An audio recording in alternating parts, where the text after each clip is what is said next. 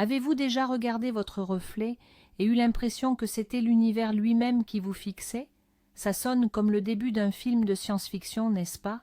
Et si je vous disais que pour certains des plus grands esprits de l'histoire, d'Albert Einstein à Baruch Spinoza, ce n'était pas seulement une belle métaphore, mais une réalité concrète et absolue?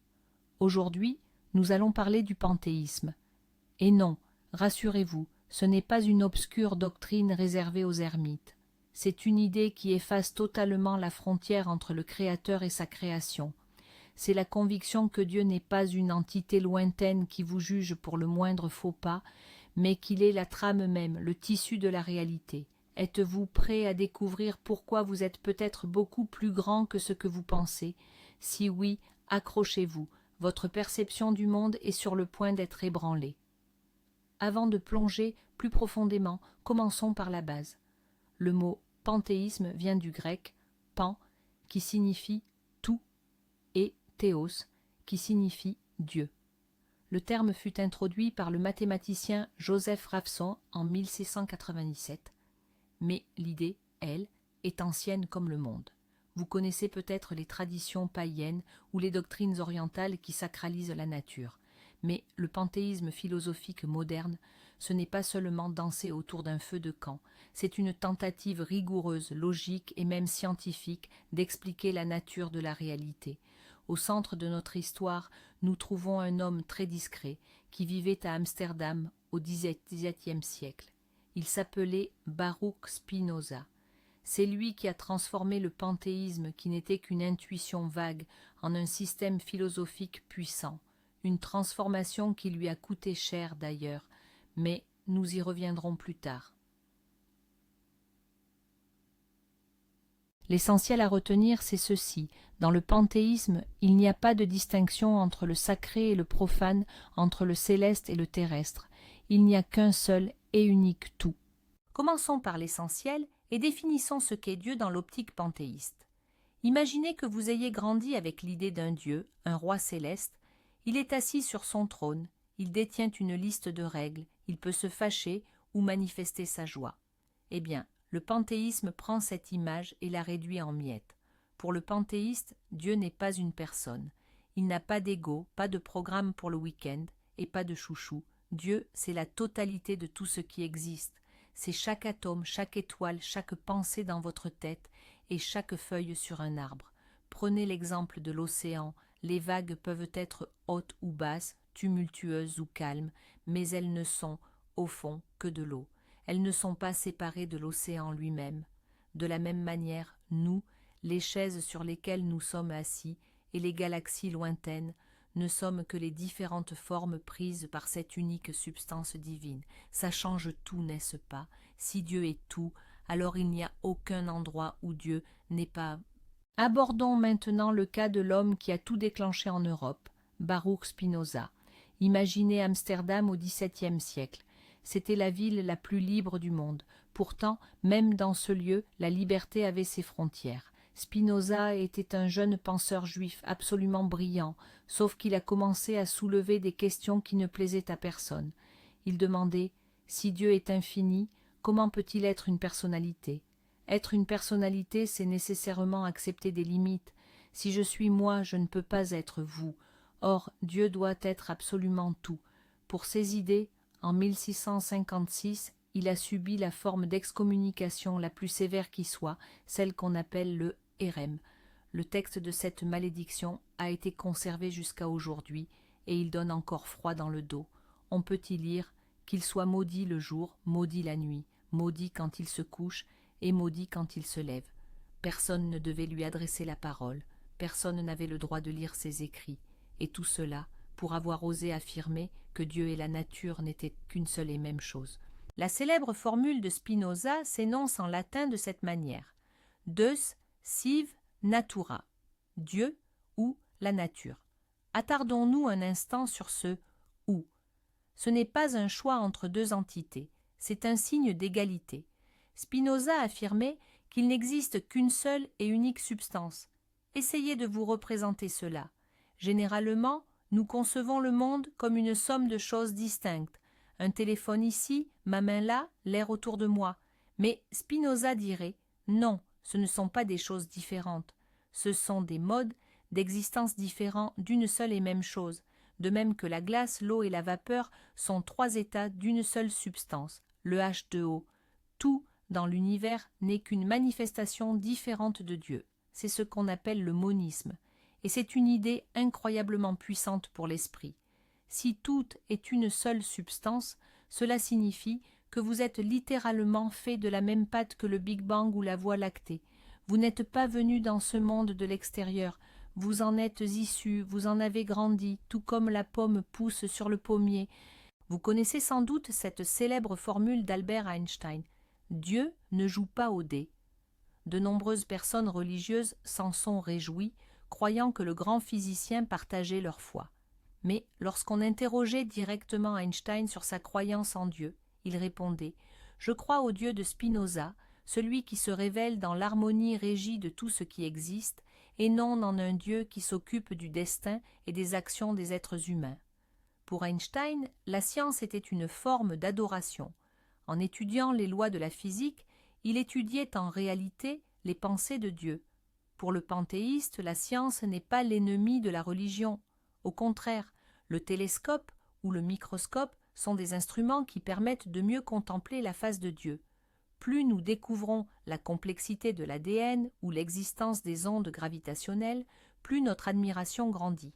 C'est ce sentiment qu'Einstein nommait le sentiment religieux cosmique.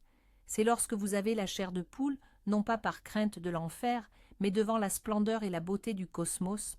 Mais allons creuser un peu plus loin dans l'histoire. Bien avant Spinoza, il y avait les stoïciens, des figures comme Marc Aurèle ou Sénèque. Ils parlaient du logos. Le logos, c'est ce feu intelligent qui imprègne toute chose.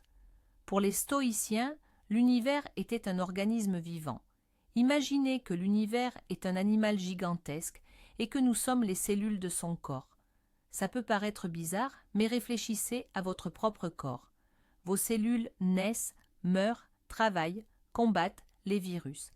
Est-ce qu'une cellule de votre foie sait qu'elle fait partie d'un humain, appelons-le jeune, qui est actuellement en train de regarder YouTube? J'en doute fort. Pourtant, cela ne l'empêche pas d'être une partie intégrante de vous. Les stoïciens croyaient que notre mission était de comprendre ce grand rythme de la nature et de vivre en harmonie avec lui. Ne pas résister au flux, mais devenir le flux. Si l'univers est intelligent, alors tout ce qui arrive a un sens, même si, pour nous, petites cellules, cette signification n'est pas toujours évidente. Tournons-nous maintenant vers l'Orient. Si vous vous êtes déjà intéressé au yoga ou à l'hindouisme, vous avez sans doute déjà entendu cette formule « Atman et Brahman ». Les Upanishads, ces anciens textes indiens, affirment que votre moi véritable, que l'on nomme l'Atman, et la réalité divine suprême, le Brahman, ne font qu'un. C'est du panthéisme à l'état pur. On dépeint souvent l'hindouisme comme une religion au milieu de dieux. Mais tout hindou averti vous dira que tous ces dieux, Shiva, Vishnu, Ganesh, ne sont que des masques revêtus par l'unique, dans le seul but de nous faciliter la compréhension. C'est comparable à la lumière qui traverse un prisme. La lumière est une, et blanche, mais le prisme la décompose en un arc-en-ciel. Nous voyons du rouge, du bleu, du vert, mais au fond, cela reste la même lumière. Le panthéisme nous dit « Ne vous attardez pas sur les couleurs, mais rappelez-vous toujours de la source lumineuse. » Mais qu'en dit la science moderne? C'est là que l'histoire devient vraiment fascinante. Prenons l'exemple de Carl Sagan, le célèbre astrophysicien. Il était, à bien des égards, un panthéiste scientifique. Sa citation est célèbre. « Nous sommes la façon qu'a l'univers de se connaître lui-même. » Réfléchissez un instant à la profondeur de cette idée.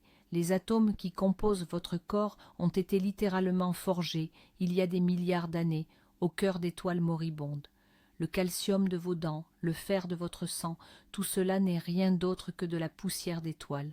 Attention, ce n'est pas de la poésie, c'est un fait astrophysique avéré.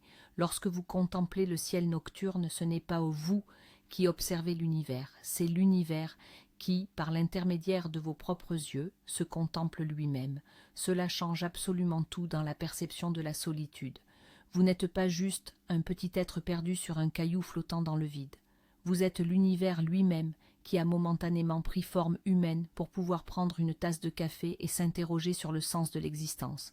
Une question logique se pose alors. Si je suis Dieu et cette table est Dieu, pourquoi est-ce que je me sens séparé? Pourquoi est-ce que je ressens la douleur, la peur, et pourquoi dois-je payer des impôts? Les panthéistes, et plus particulièrement des philosophes comme Alan Watts, affirment que tout cela n'est qu'un grand jeu, ou, comme on dit en Inde, la maya, l'illusion. Imaginez que vous jouiez à cache-cache avec vous-même. Pour que le jeu reste intéressant, vous devez oublier que vous êtes à la fois celui qui se cache et celui qui cherche. L'ego est précisément ce sentiment de séparation. Nous en avons besoin pour survivre. Si un tigre dans la jungle pensait qu'il ne fait qu'un avec l'antilope, il mourrait de faim. L'ego est un outil utile, comme un scaphandre. Le problème commence quand nous pensons qu'être le scaphandre lui-même. Le panthéisme, lui, propose de retirer le casque et de respirer à plein poumon. Abordons la physique quantique. Je ne vais pas vous submerger de formules, mais il existe un phénomène qu'on appelle l'intrication quantique. Si deux particules ont interagi, elles restent liées à jamais, même si elles se retrouvent aux confins de l'univers.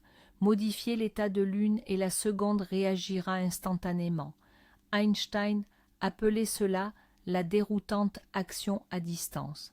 Ceci suggère qu'à un niveau fondamental, la notion de séparation dans l'espace n'existe pas. L'univers est une trame unique. Si vous tirez sur un fil ici, la vibration se propage partout. Pour le matérialiste, c'est une énigme. Pour le panthéiste, c'est la confirmation que l'univers est un organisme unique. Nous sommes tous intriqués les uns aux autres à un niveau quantique. Ainsi, cette fameuse phrase « nous ne faisons qu'un » trouve sa confirmation directement dans nos laboratoires. Mais il y a une nuance capitale. Il ne faut pas confondre le panthéisme avec le panenthéisme. Les mots sont proches, une ou deux lettres suffisent à les distinguer, mais le sens est radicalement différent. Le panenthéisme, avec le « en » supplémentaire, signifie tout en Dieu. Imaginez une éponge gorgée d'eau. L'eau est dans l'éponge, elle est autour, elle la pénètre, mais l'eau n'est pas l'éponge. C'est ça le panenthéisme. Dieu est plus grand que le monde. Le panthéisme, lui, affirme Dieu aime l'éponge, l'eau et tout ce qui existe. Rien n'existe en dehors de Dieu, et il n'y a aucun excès de Dieu au-delà de l'univers. Pourquoi cette distinction est-elle si importante?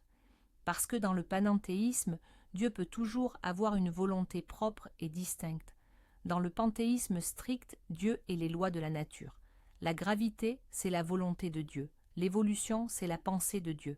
Il n'y a pas de gestionnaire séparé qui dirige tout cela. C'est là qu'on arrive au point le plus difficile, le plus exigeant de la doctrine de Spinoza, le déterminisme. Si Dieu est la nature, et si la nature obéit aux lois de la physique, quelle place reste-t-il pour votre libre arbitre? Spinoza répondrait « Désolé, les amis, mais le libre arbitre tel que nous l'entendons habituellement n'existe pas. Vous pensez que c'est vous qui avez décidé de votre plein gré de lancer cette vidéo? Spinoza rétorquerait que cette décision est le résultat de millions de causes. Votre éducation, votre humeur, les algorithmes de YouTube, la météo qu'il fait dehors et la chimie de votre cerveau. Vous êtes comme cette pierre lancée en l'air qui croit voler parce qu'elle en a décidé ainsi. Ça sonne dépressif, n'est-ce pas? Pourtant, Spinoza affirmait que la compréhension de ce mécanisme apporte la plus grande des libertés. Cessez de vous blâmer, vous et les autres. Comprenez que tout arrive comme cela doit arriver. C'est cela, l'acceptation suprême de la réalité. Spinoza appelait cela l'amour intellectuel de Dieu. Il ne s'agit pas d'un amour émotionnel, celui qu'on ressent pour un chiot ou une compagne. C'est plutôt une profonde satisfaction qui naît de la compréhension du fonctionnement du monde. Lorsque vous comprenez pourquoi une personne a mal agi, non pas parce qu'elle est un démon maléfique, mais parce qu'elle est le produit de son environnement, de ses gènes et de ses peurs, vous cessez de haïr. Vous commencez à comprendre. Tout comprendre, c'est tout pardonner. Le panthéiste regarde l'ouragan, non pas avec colère pour la maison qu'il a détruite, mais avec une profonde révérence devant la puissance de l'élément. C'est difficile, bien sûr, très difficile pour l'individu lambda, mais c'est précisément ce qui procure cette fameuse sérénité stoïque. Vous ne luttez plus contre la réalité, vous surfez dessus. vous comprenez l'inévitable et vous y trouvez la beauté. Mais qu'en est-il du problème du mal? C'est l'argument massu contre toute religion. Si Dieu existe, pourquoi y a-t-il des maladies, des guerres et des souffrances? Pour le chrétien, c'est une question épineuse. Si Dieu est bon, pourquoi le permet-il? Pour le panthéiste, la réponse est simple mais brutale. Dieu n'est ni bon ni mauvais. Dieu est neutre. La nature n'est pas cruelle, elle est indifférente. Le lion tue le zèbre non pas par méchanceté, mais parce qu'il a faim. Le virus infecte une cellule non pas par malveillance, mais parce que c'est son programme génétique. Les notions humaines de bien et de mal n'existent que dans nos esprits. Pour l'univers, l'explosion d'une supernova qui détruit un système planétaire n'est qu'un processus physique, beau et puissant.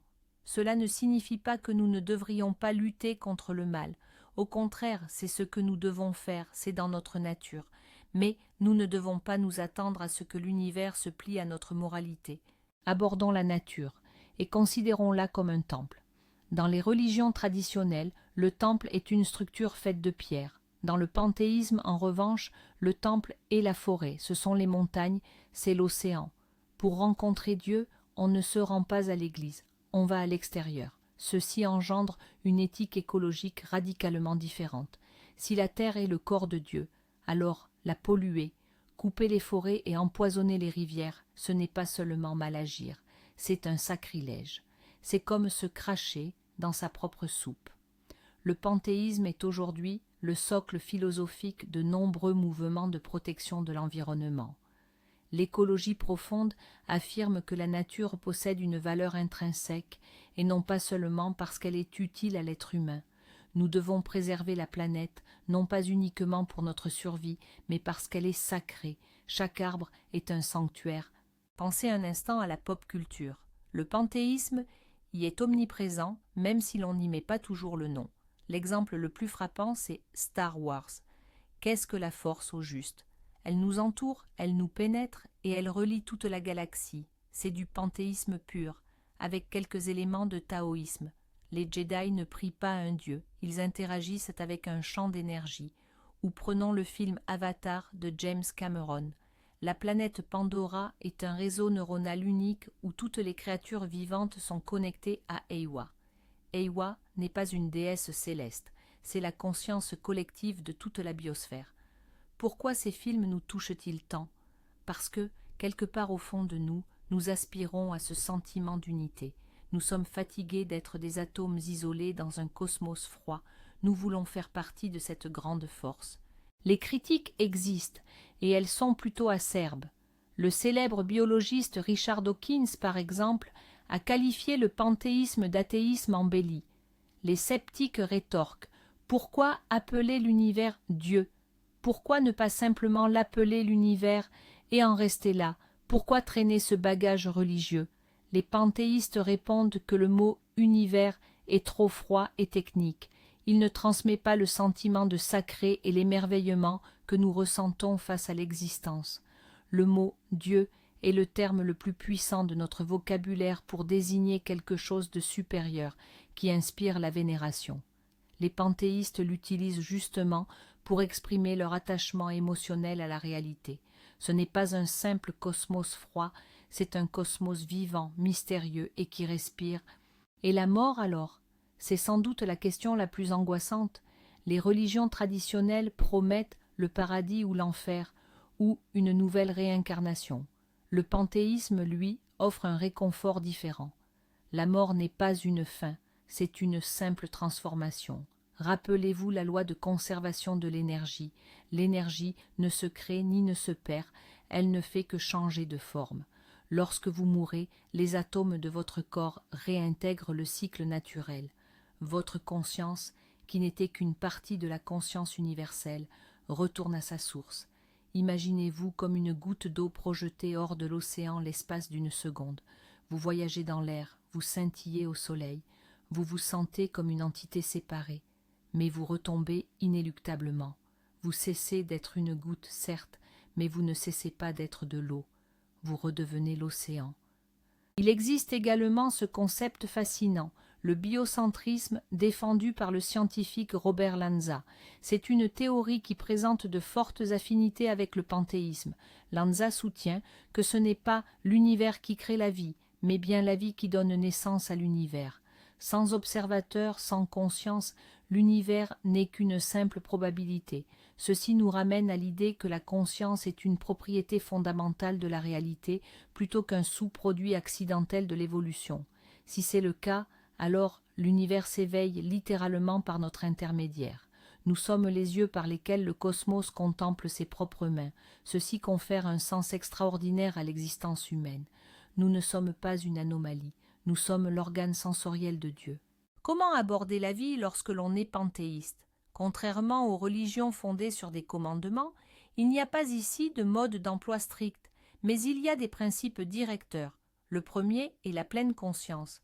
Il faut vivre ici et maintenant et remarquer la beauté dans les choses les plus simples. Le goût du thé, le murmure du vent, le sourire d'un enfant, tout cela est une manifestation du divin. Le deuxième, c'est le respect de tout ce qui vit. Le troisième est la curiosité. Étudier le monde, c'est en soi une pratique spirituelle. Et le plus important de tous, c'est probablement l'absence de peur. Si tu comprends que tu es une partie d'un tout éternel, qu'as-tu à craindre? Tu étais là des milliards d'années avant ta naissance sous forme de poussière d'étoiles, et tu seras encore là dans des milliards d'années sous de nouvelles formes. Tu es chez toi, l'univers est ta maison, et il t'est impossible de la quitter. Dans le monde actuel, le panthéisme gagne en popularité.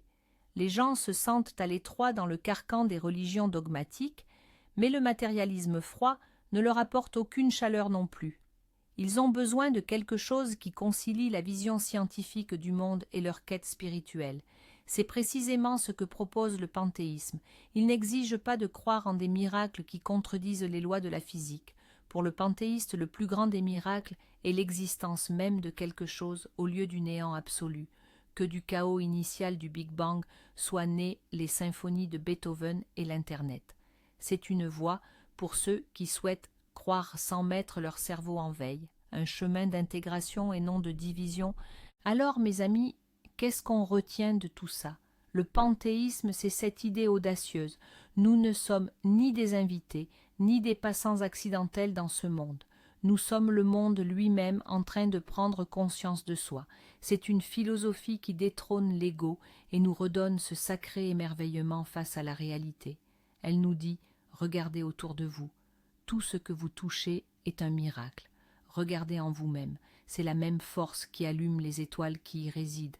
Peut-être que Spinoza et Einstein avaient raison. Dieu est beaucoup plus proche qu'on ne l'imaginait.